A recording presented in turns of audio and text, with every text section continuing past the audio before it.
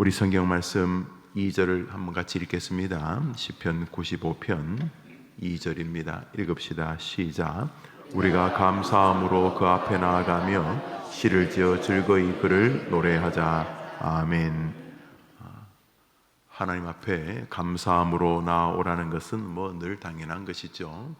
부모가 있는데 자녀가 부모 입장에서는 10달 동안 자기를 뱃속에 넣어서 그냥 넘어질까 엎어질까, 지금 먹는 이 음식이 아이한테 도움이 되겠나 안 도움되겠나, 또 무슨 생각하다가 아이고 내가 이 뱃속에 있는 아이한테 이게 혹시나 안 좋은 거를 전달하는 거 아닌가, 어미가 좋은 거 보고 좋은 거 생각해야 되는데 내가 이렇게 나쁜 거 혹시 생각하면 아이에게 안 좋지 않겠나 하면서 정말 무엇 하나라도 이렇게 좋은 것을 아이에게 주려고 노력했던, 자기가 태어나기 전부터 사랑을 또는 애씀을 가졌던 부모, 태어나서 그저 이제 자기 스스로가 내가 알아서 할게요 이렇게 말은 하지만은 자기가 그렇게 알아서 한다고 말하기까지 얼마나 많은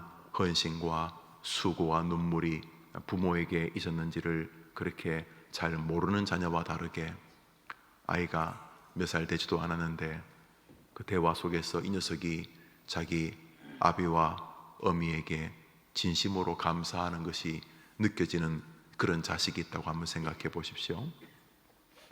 그저 옆집에 있는 아이들은 그저 자기 부모를 무슨 바렛대처럼 여긴다고 해야 될지, 아니면 자기 인생에 별로 의미도 없고 중요한 가치관은 친구랑 나눠야 되지, 일명 꼰대라 부르나요? 우리 그저 말도 안 통하고 그저 그냥 생각하는 게 고루하고 타분한 그런 부모하고 나누겠나, 이런 주변의 아이들과 다르게 그저 초등학교 때나 중학교, 고등학교, 또 나이가 꽤 커서 아이고 너가 알아서 해도 돼, 그래도 아이고 아버지 어머니 하면서 상의를 하고, 그리고 삶 전반의 앞모습이나 뒷모습이 정말 이 녀석이 부모를 사랑할 뿐만 아니라 존중하는구나. 그래서 뭘 할 때마다 그저 입에 붙어 있는 게 아버지 감사해요, 엄마 감사해요, 엄마가 내 엄마인 게 너무너무 감사해요, 아버지가 저의 아버지인 게 내 생애 최고로 성공한 거예요, 이러면서 진심으로 그저 아이가 부모에게 감사하는 그런 모습을 보다가 죽는 부모가 있다고 칩시다. 다 떠나서 그 부모는 정말 잘 사는 부모고, 또 어떤 면에서 그가 이 시대 위인과 같은 부모 아니겠습니까? 물론 부모가 자녀에게 그렇게 존경받을 만한 모습이었을 수도 있겠습니다만, 이 아이가 살면서 하나님의 은혜 때문인지, 혹은 제대로 읽은 책 때문인지, 혹은 인생을 남들보다 좀 더 진지하게 바라보는 그런 마음이 어릴 때부터 정돈이 되어서인지 자기 부모를 대할 때마다 정말 감사해요, 아버지 엄마 정말 정말 감사해요 하는 게 말에서만이 아니라 그 삶 전반에서 정말 이렇게 풍겨나는 그런 아들, 그런 딸이 있다고 생각을 해보십시오. 그 부모가 그 아이를 볼 때마다 감격스럽고 또 기쁘고, 도리어 아니야 별로 해준 것도 없는데 나는 너가 내 딸인 게 너무 자랑스럽다, 너가 내 아들인 게 너무 감사하다, 하나님께 너무 감사하다, 이런 부모 아니겠습니까? 이런 부모의 마음이 되지 않겠습니까? 하나님께서 우리에게 지금 그것을 원하고 계시는 것이 분명합니다. 우리가 감사함으로 그 앞에 나아가며 시를 지어 즐거이 그를 노래하자. 그러니까 하나님 아버지 정말 고맙습니다.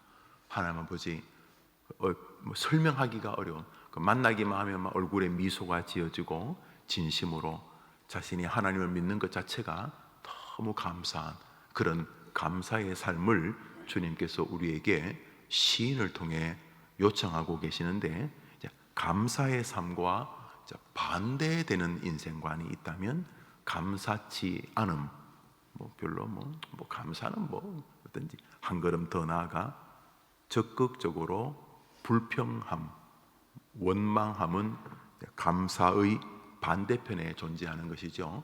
우리가 이제 1절 2절 읽습니다. 1절 2절 읽읍시다. 시작. 오라 우리가 여호와께 노래하며 우리의 구원의 반석을 향하여 즐거이 외치자. 우리가 감사함으로 그 앞에 나아가며 시를 지어 즐거이 그를 노래하자. 자, 이것은 이 시인이 이렇게 하나님을 경배할 때에 하나님께서 우리에게 잘못된 삶을 교정받을 수 있도록, 혹은 이 땅의 삶을 이렇게 지혜롭게 잘 마무리할 수 있도록 우리의 인생관에 표대를 세워주시는 것이죠. 감사함으로 나오라.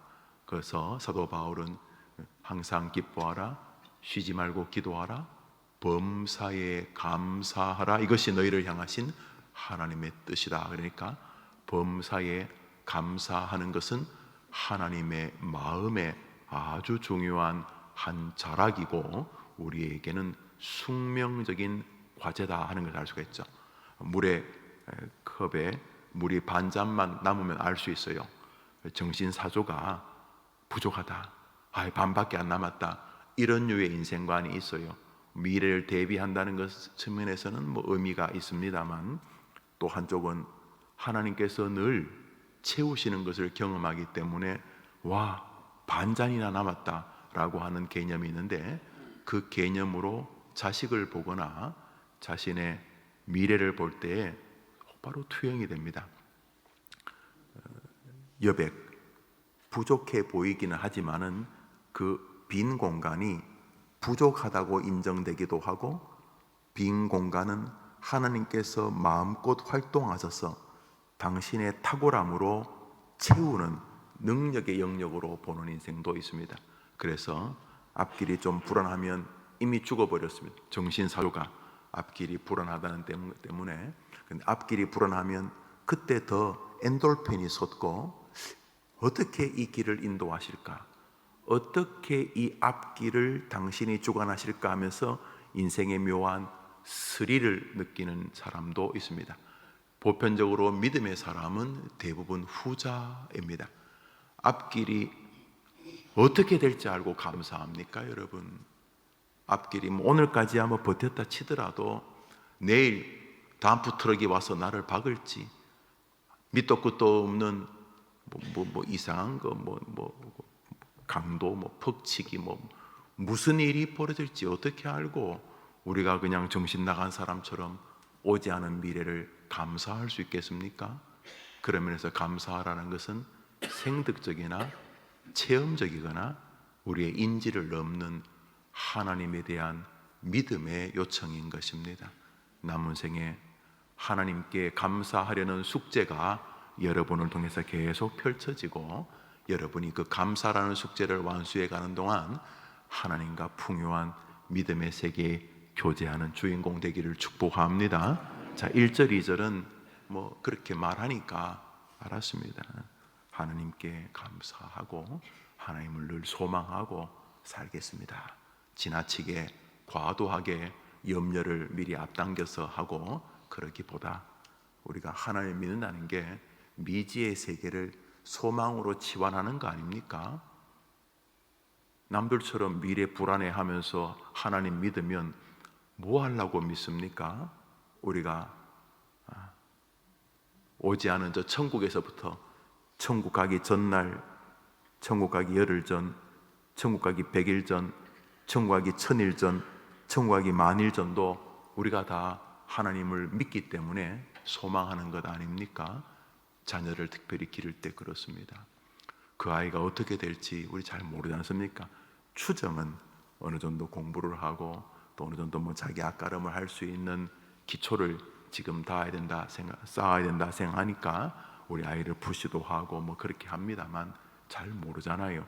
뭘 잘 모르냐 하면 이렇게 헤맬 것 같고 좀 부족할 것 같고 이 처리 안 될 것 같은데, 하나님이 개입하시면, 하나님이 잡아주시면 그 딸아이가, 그 아들아이가 다른 주변의 사람 100명, 1000명이 하는 일보다 더 하나님을 영화롭게 할 수 있지 않습니까? 믿으시죠? 그래서 우리는 하나님을 믿는 것입니다. 아이를 믿는 게 아니고 그 아이의 하나님을 믿는 것입니다. 그러니까 그 하나님이 워낙 탁월한 분이니까 그 하나님이 우리를 사랑하여 자기 아들까지 주신 분이니까 감사함으로 하나님을 향해 나오라, 이런 것입니다. 그러니까 이 감사는 하나님에 대한 신뢰의 결과인 것입니다. 단순히 어떤 일이 좋아서 깔깔깔 웃고 하는 것이 아니라, 손에 잡히지는 않지만은 하나님이 전능하실 뿐만 아니라 그분이 나를 사랑한다, 그분이 예수 그리스도 성자라고 하시는 하나님을 죽일 만큼 예수 그리스도를 날 사랑해서 뭐 돈 몇 푼 지어주는 정도가 아니고 온 천하 만물이 그 발 앞에 버들버들 떠는 주관자이신 성자 예수님까지 우리를 위해 주실 만큼 하나님은 나를 사랑하신다 라고 하는 믿음의 출발에 서서, 그러므로 하나님이 계시니 결국은 가장 좋은 길로 인도하실 줄 믿습니다. 하나님 하는 것에 의한 감사를 신앙으로 요청하고 계시는 것입니다. 안 그러면 무정하게 감사치 않거나 좀 더 적극적으로 저항하면서 원망하고 불평하게 되겠지요. 성경 말씀 우리가 읽었죠. 7절 8절 읽습니다. 시작. 그는 우리의 하나님이시요 우리는 그 기르시는 백성이요 그의 손이 돌보시는 양이기 때문이라. 너희가 오늘 그의 음성을 듣거든 너희는 무리바에서와 같이 또 광야의 마사에서 지내던 날과 같이 너희 마음을 완악하게 하지마. 1절 2절이 감사함으로 하나님을 노래하고 시를 지어 하나님께 감사하다고 외치고, 하나님 정말 고맙습니다, 지금까지도 충분히 감사하고, 지금 딱 목숨을 데려가셔도 충분히 지금까지도 감사하고, 내일도 분명히 감사할 것이고, 아니 하나님이 계시니 당연히 뭐 이제 나이가 들면 이제 없던 약을 좀 더 드시게 될 가능성도 높고, 체력도 확연하게 떨어질 수도 있고, 뭐 여러 가지 몇 가지 일이 우리를 기다리고 있죠. 그렇죠? 20대는 없던 병들도 생기고 30대는 먹지도 않던 약을 한 줌씩 이제 막 60, 70, 80 되면서 하겠죠. 우리가 나를 받아뒀어요. 자꾸 약해지고 그런 것은 분명히 그래요. 그럼에도 불구하고 그 상황조차도 하나님께서 만드신 것이고, 그 삶의 중앙에, 그 삶의 결국 끝에 우리 하나님이 가 계시고, 그 하나님은 우리를 사랑해 자기 아들까지 주시는 분이니 우리는 감사하며 살아야 될 줄 믿습니다. 뿐만 아니라 하나님 명령하시니까 감사하라고, 그게 너희를 향한 뜻이라고 하니까 그게 우리의 숙제인 것이죠. 그럼 안 하면 어떤 일이 벌어지는가? 감사하라는 명령을 불순종하면 우선 하나님 입장에서는 저 녀석이 불순종하는구나, 저 녀석은 아침에 일어나서 밤에 잘 때까지 계속 불순종하는구나, 아무리 생각해도 저 녀석은 감사할 게 많은데, 이렇게 생각하시겠죠? 우선 말씀에 불순종하니까. 그 다음에 하나님이 그래 생각하시는 것뿐만 아니라 우리에게 좀 불편함이 존재하게 되는 거죠. 우선 감사하라는 명령을 순종 안 하니 우리 마음에 좀 찝찝함도 있을 수 있고, 그 다음에 감사해야 될 삶을 살지 않으니 감사해야 될 삶이 주는 복을 못 누리니까 그것도 우리에겐 또 진노이기도 하지만은, 실제적으로 감사치 않는 사람의 이 내면 세계는 거의 무리바와 마사의 우물터 혹은 샘터와 같은 상황에 선다, 이런 말입니다. 8절을 보시죠. 너희는 무리바에서와 같이 또 광야의 마사에서 지내던 날과 같이 너희 마음을 완악하게 하지 말지어다. 그러니까 감사하라는 말씀이 1절 2절이라면 이제 진행 오면서 무리바와 마사에서처럼 제발 그래 살지 마라, 이런 말이죠. 그렇게 완악하지 마라. 무리바라게 하는 게 뭔가? 무리바는 르비딤 골짜기 근처의 지명입니다. 이 무리바 사건 때문에 이스라엘 백성에게 큰 변화가 옵니다. 불행하게도 모세에게도 이 무리바 사건은 아주 치명적인 결과를 미치게 됩니다. 우리 무리바 사건을 잠시 좀 볼 필요가 있는데요. 우리 민수기를 보겠습니다. 민수기 20장입니다. 민수기 20장 24절입니다. 민수기 20장 24절입니다. 민수기 20장 24절입니다. 24절 읽읍시다. 시작. 아론은 그 조상들에게로 돌아가고 내가 이스라엘 자손에게 준 땅에는 들어가지 못하리니 이는 너희가 무리바 물에서 내 말을 무리바 근처에서 무슨 사단이 벌어진 것입니다. 이 무리바 사건은 이스라엘 백성들 대부분이 가나안 땅에 들어가지 못하게 되는 결정적 계기를 제공하게 됩니다. 너희가 무리바 근처에서 나 여호와를 분노하게 하였다, 이런 말입니다. 신명기를 읽습니다. 신명기 33장입니다. 신명기 33장입니다. 8절입니다. 8절을 읽읍시다. 신명기 33장 8절입니다. 읽습니다. 시작.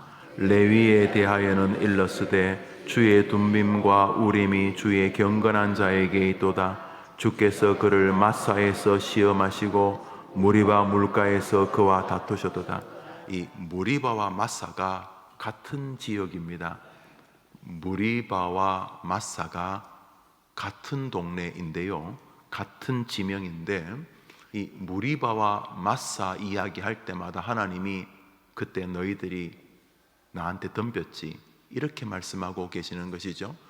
뭐 우리가 하나님과 싸운다는 게 말은 좀 안 됩니다만, 하나님 입장에서 우리에게 당신의 마음을 표현하는 신인 동형론적 표현이라 우리 수준에 맞추어서 말해 주시는 거죠. 우리가 보통 뭐 할아버지가 손자에게 말할 때 그랬죠, 밥 먹었죠요, 뭐 이렇게 말하는 것처럼 우리 수준에 맞추어서 말씀하시되, 그때 무리바에서 너가 나하고 싸웠지. 하나님이 무리바 사건을 마음에 담고 계시는 것이 분명합니다. 민수기와 신명기, 지금 시편에서까지 무리바 이야기를 하고 있지 않습니까? 우리 출애굽기를 봅니다. 이 사단이 벌어진 바로 그 현장입니다. 출애굽기 17장입니다. 출애굽기 17장입니다.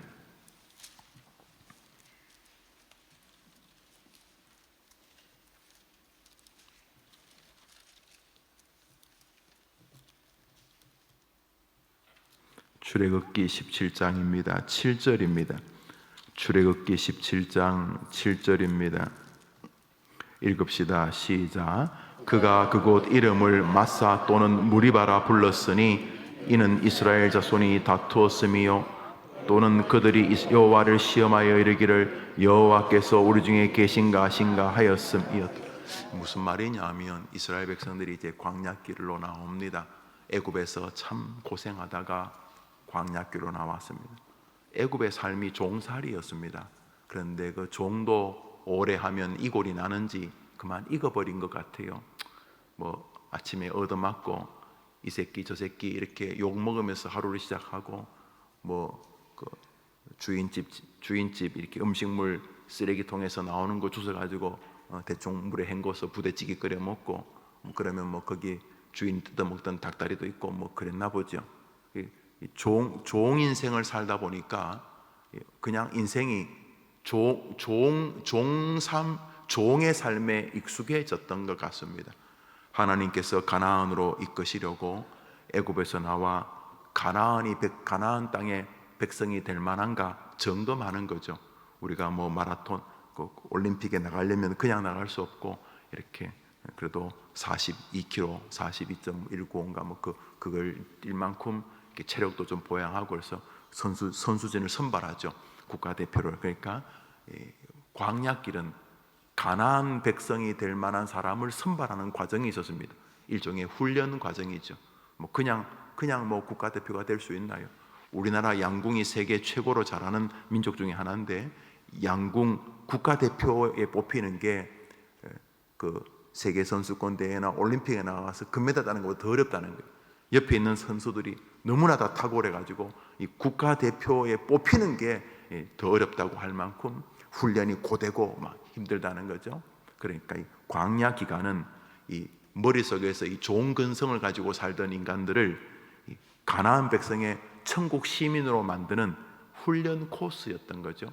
이곳에서 기도하고 불안함을 믿음으로 이끌고 남들처럼 다 걱정하고 좌절하고 희망을 막 잃을 때 하나님을 향해 소망을 노래하고 눈에 보이는 게 없고 손에 잡히는 게 없어도 믿음으로 하루하루를 하나님을 향해 나아가는 이런 신앙적 삶의 훈련 코스였는데, 이스라엘 백성들은 뭐 조금만 일이 생기면 곧바로 좋은 근성으로 돌아갑니다. 뭐 이런 식입니다. 모세 왜 우리를 끌고 와가지고 이 사막에서 이렇게 고생시킵니까? 지금도 앞길이 안 보이고 모래 사막이지만 내일도 모래 사막일 거 아닙니까? 도대체 뭐 하자는 겁니까? 차라리 애굽에 있을 때는 배는 불렀습니다. 뭐 부대찌개라도 물 많이 부어가지고 주인 집에서 주는 보리쌀 좀 집어넣고 끓여 먹으면 배 불렀는데 이게 지금 뭐 하자는 겁니까? 뭐 이러면서 이제 불평하기 시작합니다. 그러다가 어느 지점쯤 왔을 때 목이 많이 말랐습니다. 목이 많이 말라서 모세를 향해서 물을 왜 안 주냐고 이렇게 말합니다. 모세도 인내의 끝이 왔나 봅니다. 사실 모세도 이거 하려고 한 거 아니거든요. 모세는 그냥 아이고 내 인생 뭐 다 살았나 보다 하고 미디안 광야에서 그저 장인의 양 치다가 뭐 한 90쯤 죽으면 뭐 그런가 보다 뭐 그래 아마 생각을 한 것 같습니다. 그런데 하나님께서 따라오너라 하면서 그를 데리고 이제 출애굽의 지도자로 세운 거죠. 근데 모세도 내가 안 한다니까 아이고 이 인간들하고 아이고 하나님 내가 안 한다 그랬잖아요 뭐 이런 마음도 있었지만, 그래도 또 하나님이 그를 통해서 홍해도 가르시고 또 뭐 이렇게 하나님이 은혜를 베푸시니까 모세도 지금 따라왔는데, 이 무리바 근처에 와서는 모세도 그만 마음이 그냥 넘어졌나 봅니다. 그래서 백성들이 모세를 향해서 막 원망을 해요. 뭐 사실은 모세를 향한 원망이기도 하지만 사실은 그 뒤에 계신 하나님을 향한 원망이죠. 뭐 하나님을 직접 욕하기는 뭐 하니까 모세야 네가 왜 우리를 이끌고 와가지고 하면서 막 원망하다가 물 달라고 물. 그런데 모세라고 사막에서 물을 만들 재간이 있나요? 물 달라니까 물 못 주지 네가 지도자야 뭐 이러면서 이제 하니까 그만 모세도 화가 났는지 분을 견디지 못하고 이 무리바 좀 있으면 이제 물이 나오는데 모세가 이 지팡이로 어떤 반석을 치자 반석이 터지면서 샘물이 막 솟게 되는데, 바로 그 이 무리바 그 언덕 근처에서 이제 백성들끼리 여보시오 그래도 하나님 믿고 우리 홍해도 건너지 않습니까? 그건 그거고 아니 우리 올 때 집 앞에 그 문설주에 피를 발랐던 우린 다 살고 애굽의 모든 집에 자식들은 다 장자들은 다 죽지 않습니까? 당신 그런 기적 봤습니까? 그거는 그거고 막 이러면서 이제 백성들끼리도 막 그 안에서 뭐 기냐 미냐 하고 싸움이 벌어졌는데, 문제는 지도자 모세도 너무 마음이 힘들었는지 예라 인간들아 하면서 이제 이 모세도 이제 백성들하고 막 이렇게 좀 언성을 높이고 다투게 됩니다. 그래서 이 무리바라고 하는 곳에서 이제 그러고 있을 때 하나님께서 모세에게 반석을 치라 그러면 내가 물을 주겠다 이렇게 말씀하십니다. 그래서 모세가 반석을 치는데 좀 선하게 주님의 명령을 쫓아서 하지 않고 막 백성들이 야 조용하네 이것들이 보라고 하면서 반석을 치는데 좀 과도하게 거기 분노가 담겨 있었던 것을 주님이 읽으셨습니다. 그러니까 반석을 치라는 말씀은 순종하지만은 그 반석을 치는 모세의 그 정신 세계 안에 분노, 다툼, 원망, 내가 이런 인간들 데리고 이 목회해야 되나 뭐 이런 거겠죠. 모세의 마음에 분노가 솟은 것입니다. 그래서 그 분노를 터뜨리는데 물은 솟습니다. 반석을 치라 그러니까. 근데 반석을 치는 그 과정 속에서 모세도 마음에 감사가 싹 사라졌어요. 분함이 밀려왔습니다. 그래서 무리바라는 게 다툼의 언덕, 다툼의 땅 이런 뜻입니다. 한번 따라합시다. 다투는 삶. 무리바가 원망의 땅이란 뜻입니다. 원망. 그래서 이 무리바에서 이 크게 백성들이 하나님을 향한 감사가 아닌 원망이 솟아납니다. 그래서 마사라는 말은 시험해 본다 뜻입니다. 그러니까 그때 그 백성들이 하나님을 시험했다 이런 뜻이 되는 거죠. 그러니까 감사하기보다는 원망했다 이런 의미입니다. 시편 106편입니다. 시편 106편을 한 절 봅시다.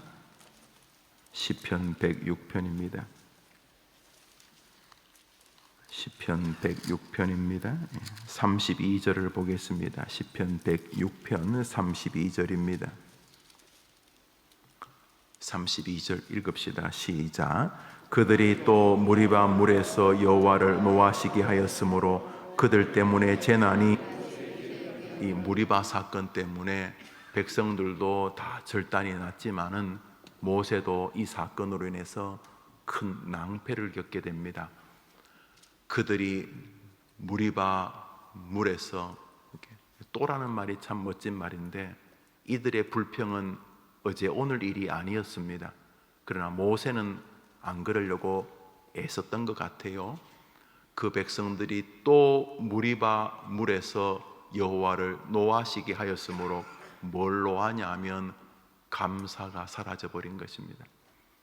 지금도 구름기둥 불기둥으로 자기들을 인도하는 게 눈에 뻔히 보이는데 아침마다 만나를 내려주시는데 그거는 그거고 무언가 물이 없다고, 아니 하나님이 인도하시는데 물 안 주시겠습니까? 그런데도 지금 물 없다고 막 원망하는 것을 하나님을 노하게 하시는 것이었다고 말씀하시는데 그 백성들의 감사치 않음의 유탄이 모세에게도 불똥으로 튀어버렸습니다. 그들 때문에 재난이 모세에게도 이르러서 모세가 가나안 땅 입성을 앞두고 느보산에서 생이 끝나게 됩니다. 그래서 한 생애를 원망이, 불평이 지배하게 하는 것은 그 자체가 저주의 삶을 허덕이는 것입니다. 물론 우리가 어떻게 24시간 감사한 일만 발생하겠습니까? 살다 보면 이런 일도 만나고 저런 종류의 사람도 만나고 같은 것도 이렇게 보는 사람을 만나고 저렇게 보는 사람도 만나는데 하나님을 믿는 사람으로서 과도하게 하나님과 각지고 자기 인생을 망가뜨리는 것은 어리석은 것이 되는 것입니다.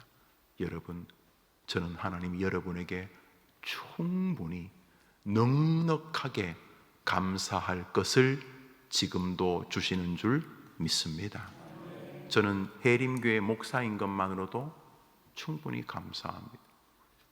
오늘 제가 이 교회를 사임한다 해도 저는 충분히 감사할 것입니다. 오늘이 제가 마지막 날이라 할지라도 저는 해림교회에서 지난 19년 동안 목회한 것이 여러분은 어떻게 보시는지 모르지만 진심으로 감사합니다. 느껴지나요? 여러분, 제가 이 교회 목사인 걸 감사하는 거 느껴지십니까? 여기는 별로구나. 홍선기라고 하는 그 거인을 만난 것도 감사하고 그분이 저를 사랑해 준 것도 감사하고 저 성내동에서부터 함께 했던 성도들도 너무 감사하고 미사에 와서 여러분을 만나게 된 것도 너무 감사하고 여러분들에게 말씀을 전할 수 있도록 도와주신 것도 감사하고 그저 감사함이 가득합니다.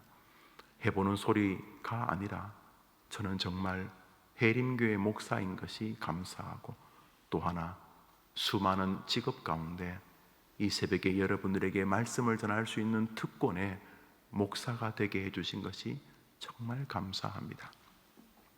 제게도 두 아이가 있는데 그 아이들이 제 아이인 게 너무 감사하고 우리 교회 여러 성도들이 계신데 그분들이 저의 성도인 것이 정말 감사합니다. 뿐만 아니라 여기에는 저의 강력한 의지가 배어져 있습니다. 저는 바보같이 끝나고 싶지 않기 때문입니다. 무리바와 마사 사건은 여러분이 생각하는 것보다 굉장히 심각하게 성경이 다루고 있는 사건입니다. 여러분, 오늘 불평하셔서 좋은 일이 있으면 저도 옆에서 불평하는 거 도와드리겠습니다.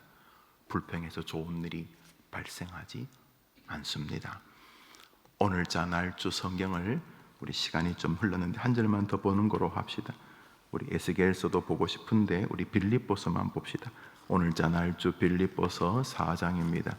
오늘자 날주 빌립보서 4장입니다. 6절과 7절 읽습니다. 오늘자 날주 빌립보서 4장 6절과 7절입니다. 시작.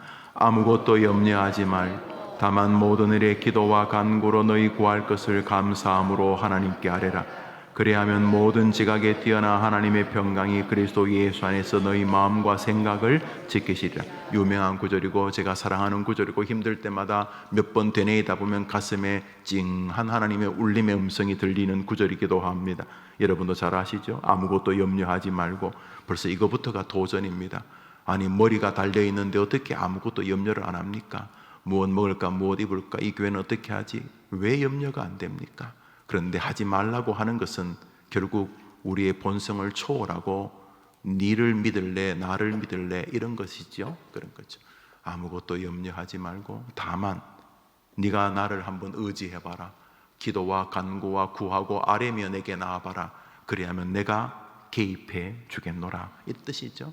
그런데 여기 단서가 하나 있습니다.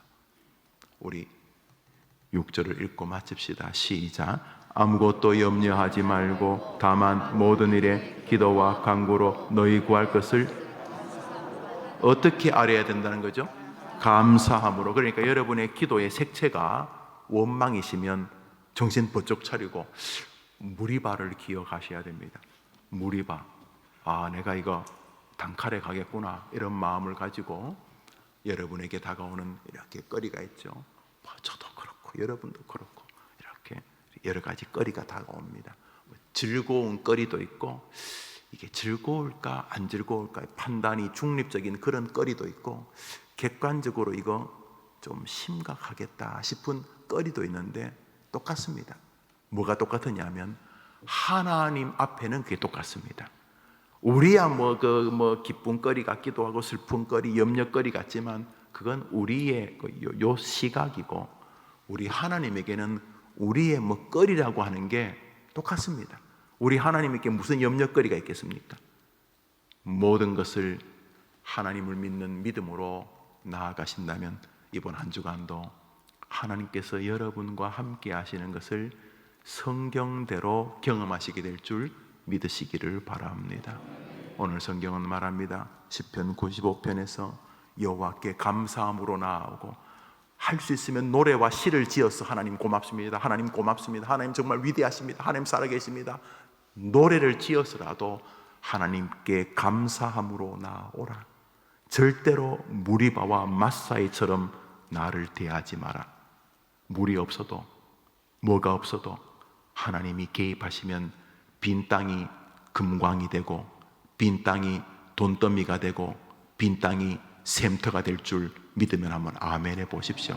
그러니까 이번 한 주간 여러분을 크게 믿지 마시고, 어차피 알 수 없지만 전능하신 하나님 믿으면서 오늘도 근원적으로 하나님이 살아계신 나의 아버지시니 감사합니다. 우리가 소망한 날 첫 감격이 감사. 전능하신 하나님이 지금도 살아계시니 감사합니다 하면서 감사로 시작해서 감사로 고난을 헤친 여러분 되기를 축원합니다.